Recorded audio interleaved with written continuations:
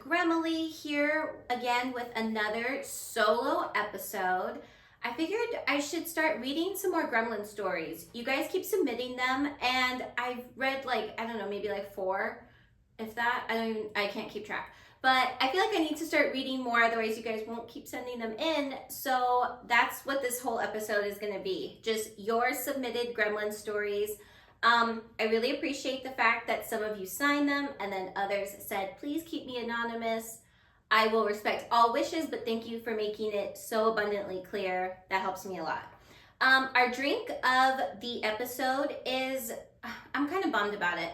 It's Tito's and another Lonnie, because that's what I did last week. And I thought, I liked it. It tasted good. But I picked the pink slushy one and it came out clear. I thought it was going to look really cute and pink like last week's episode, and it didn't. So I don't know, kind of bummed, but I didn't want to waste the Alani either. So here we go. And yeah, that's our drink. I think I have to start making drinks like better for myself for the solo episodes. I usually just kind of throw something together, and then I'm always bummed about it after the fact. Like, I need to kind of like romanticize my life a little bit more, or like romanticize doing like a solo podcast episode. I love making drinks like for people and when I'm with people, but when I'm by myself, I just kind of like throw it together. And then I'm always bummed with the results. So I need you guys to hold me accountable that next week I have to make myself like a cute cocktail. Otherwise, it's just gonna be bummer city for me over here. All right, so with that, we're gonna start with, I think I have, let's see, 1, 2, 3, 4. I have 5 stories that I picked. There are more still sitting in my inbox. I have skimmed through them. I just picked these ones that were kind of closer to the bottom because I didn't want them to get lost in the shuffle. So if I didn't pick yours today, it's still gonna get picked at some point. Bear with me. I'm moving a little slower than normal right now. All right, so with that, this first one is from Cassie. And Cassie says, it was my 25th birthday and my sister and I were in New Orleans to celebrate. After countless hurricanes, one of us, I don't know who, decided we needed to get matching tattoos like we had always talked about. I barely remember going to the tattoo shop, and now come to think of it, I have no idea why the tattoo artist even did our tattoos because we were so annihilated drunk. But nevertheless, the next morning, I woke up in our hotel with a headache that felt like a marching band was parading through my skull. My mouth was very dry, my phone was missing, and I was lying in a tangle of sheets with one very unsettling sensation: pain, specifically on my hip. I pulled down my shorts and I stared. There was a green cartoon crocodile on my hip. The worst part, my sister got a tattoo in the same spot of a peace sign. They don't even match, all caps. What the fuck does a crocodile and a peace sign have to do with us or our bond as sisters? Why did I even pick a crocodile? It makes no sense. The rest of the day was a blur of Advil, Gatorade, and silent regret. We decided to keep the tattoos since we got them together, but still 10 years later, I have no fucking idea what one has to do with the other. Anyways, maybe next time we'll get Gremlins. Cheers, Cassie. Oh my God, Cassie. Okay, I don't have any tattoos because I'm absolutely terrified of needles.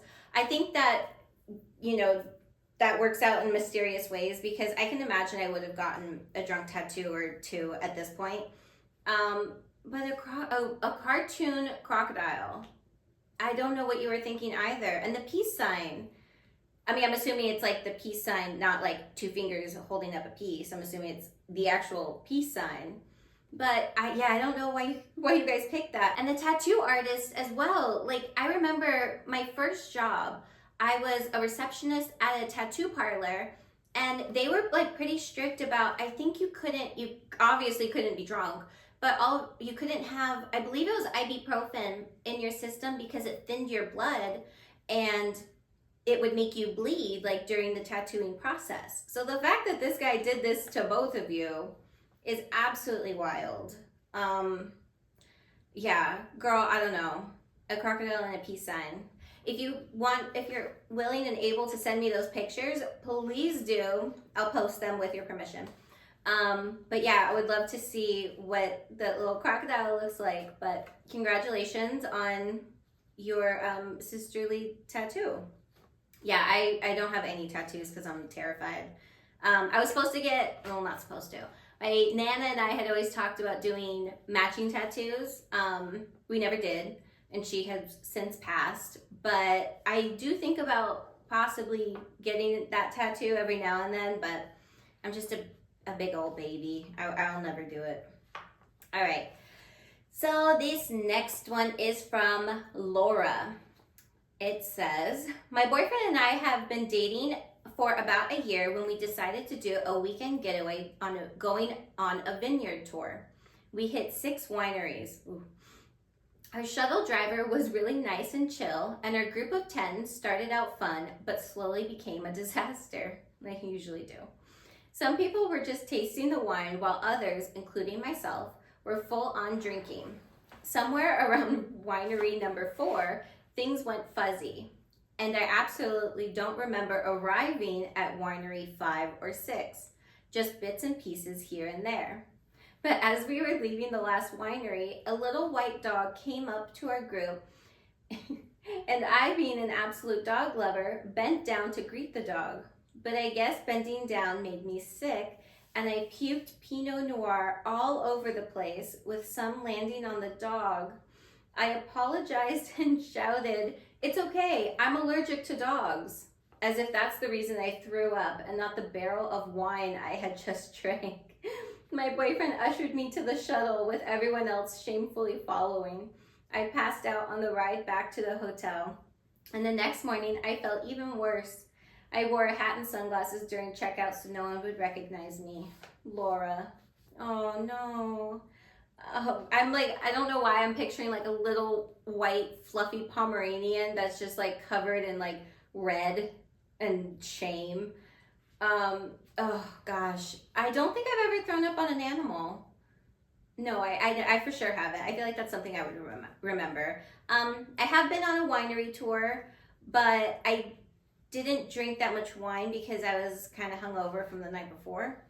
But I did go on it, and it was fun, and I tasted a little bit and had some nice crackers.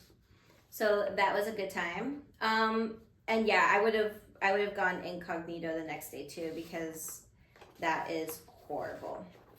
Okay, the next one is anonymous. And now that I'm seeing the first part of it, I remember why it's anonymous, and I would be anonymous too.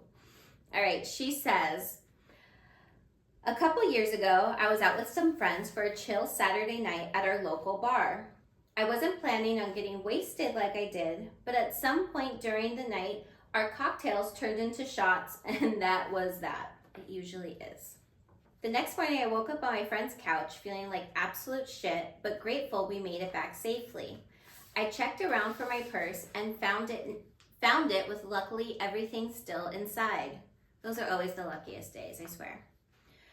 I checked my phone only to see that I had drunk texted my ex-boyfriend, not once, not twice, and not even 3 times.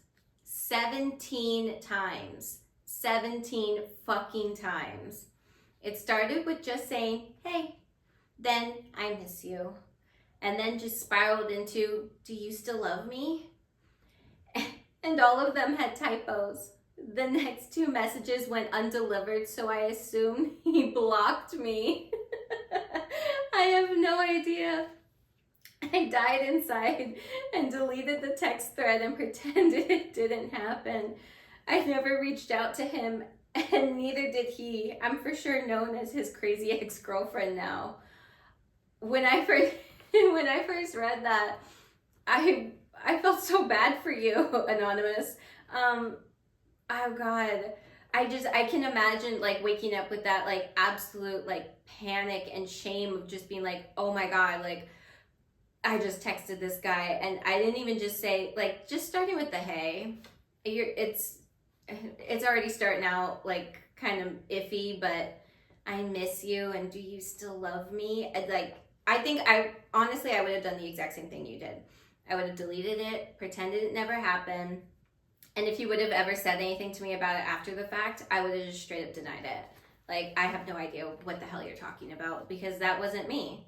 That was somebody else.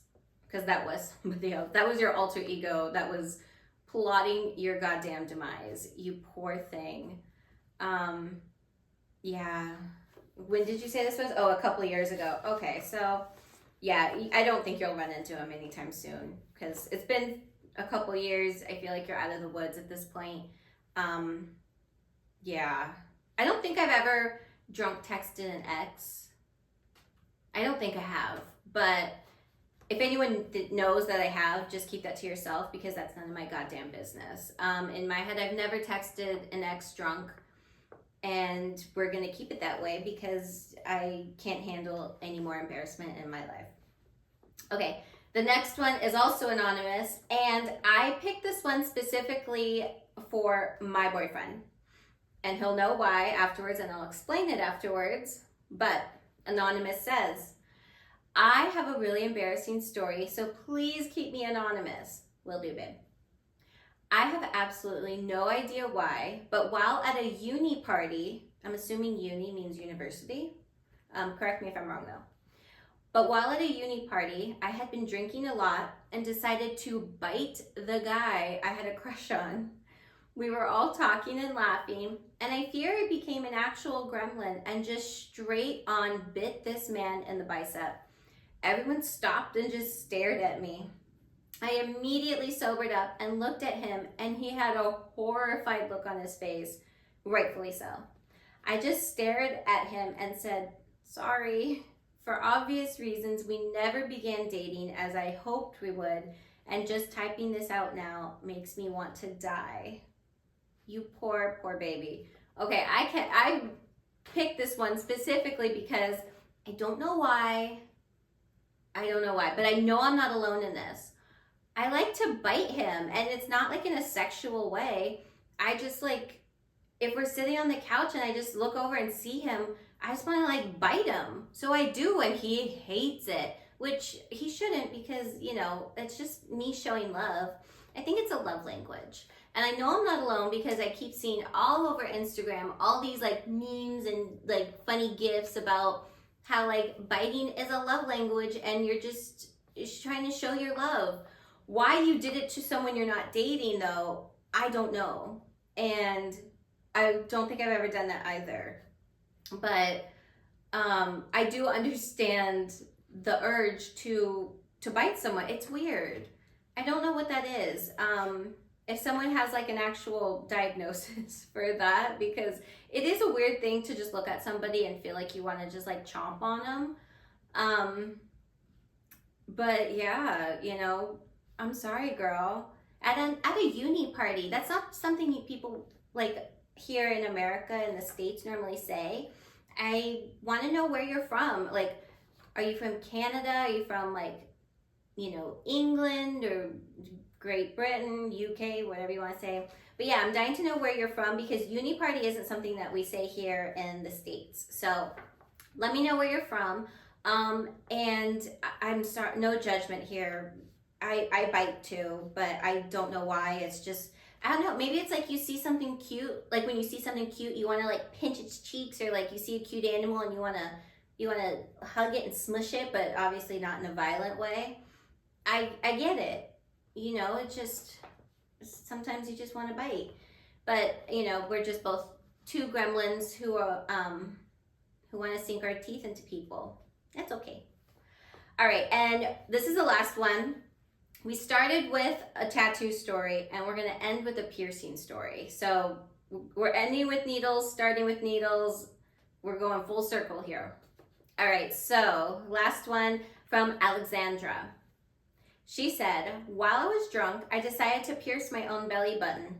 I had always wanted a belly button piercing, but my super strict parents would never allow it.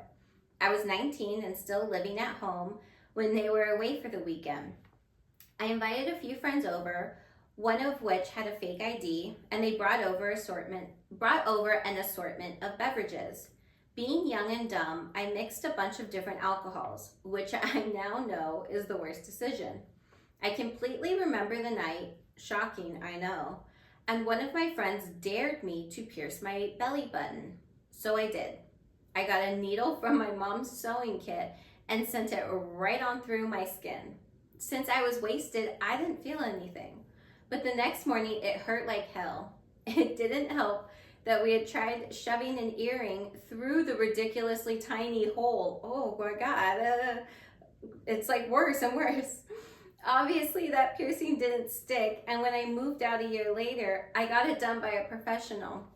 But I only had it a year before I grew sick of it and just let the hole close up. Good times though. Also, side note, never mix your alcohol, kids. You always regret it. Keep on going. Love the pod. Alexandra. Oh my God. Okay.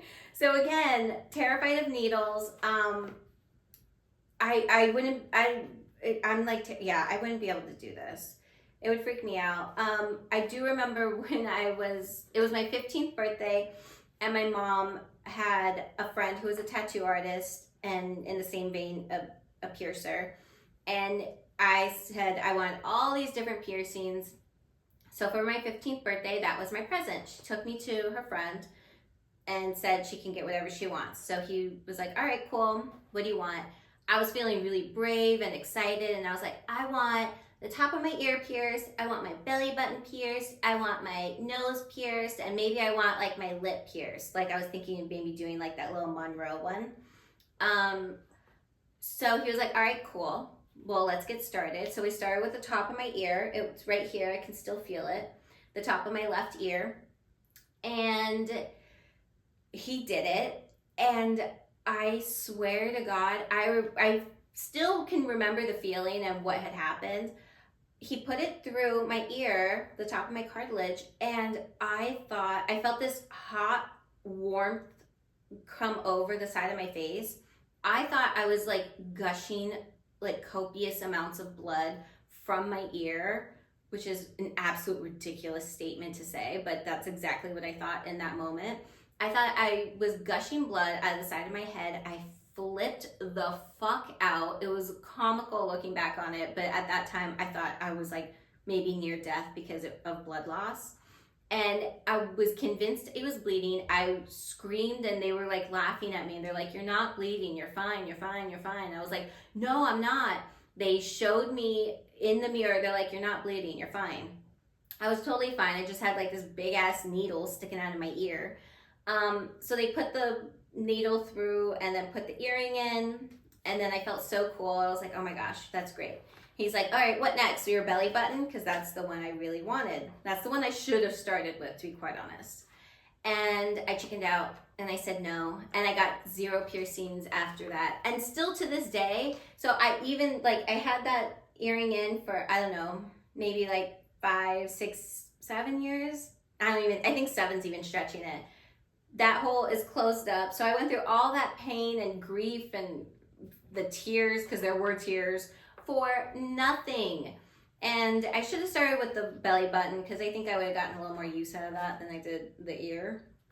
But to this day, I've never let another needle touch me other than like a vaccine, but whatever. Yeah, so good for you for being so, Alexandra, for you for being so brave, because even though it's just a tiny ass sewing needle, I would be absolutely scared to pieces. And yeah, and then you got it done professionally, so you still mustered the courage to keep on going. Bravo to you, Alexandra.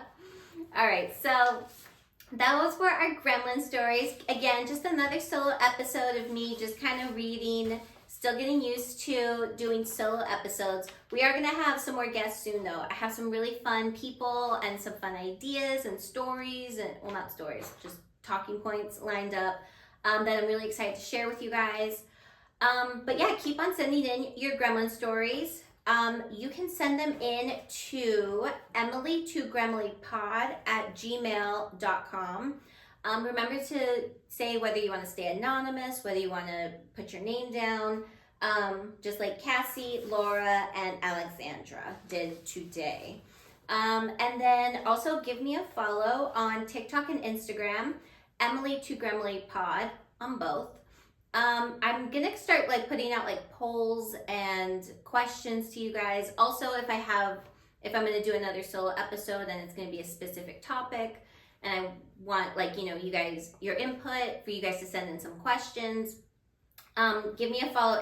That's gonna be on Instagram. So give me a follow there so you can follow in and get on the conversation and whatnot. So it'll be fun. I will eventually start doing my drink recipes again. I don't know, they were kind of just such a disaster that I kind of got over them, but I'm gonna pick them back up because, you know, your girl needs content. So yeah, so send in your gremlin stories. Also give me a 5-star review on wherever you're listening. I'm gonna do another post. I said I was gonna do it last week. I'm gonna do it right now. Another post on where you can listen to me, all the different platforms I'm listed on. There's like, I don't know, I think 15. But give me a 5-star rating and a nice review. I did have, I was looking, it was on Apple Podcast, and I saw that I had a 1-star review. And at first I was like, my heart sank into my butt because I was like, oh my God, somebody hates the podcast. And then I read his review, and his name was listed as Harvey Butthole. 10 out of 10 on your fake name already. But he said he was, he gave me a 1-star because I was promoting misandrist commentary. And then I realized he was just looking at the titles, and it was when I was promoting my friend's podcast, Men Are Trash. We aren't saying all men are trash. She was just going to talk about the trashy men from like history and society and public and whatnot. So Mr. Butthole, and also he signed it with a pair, like typing out a pair of boobs. So thank you for that. Also, if you just listen to the episode, it's not misandrist. Good lordy. But yeah, so wherever you're listening, just give a 5-star review so we can get rid of Butthole's review. And yeah, so that's the episode. I'm gonna finish this drink that kind of bummed me out, and by the time I'm done with it, I don't think I'll be bummed out anymore. So cheersies, and I'll see you guys next week. Bye!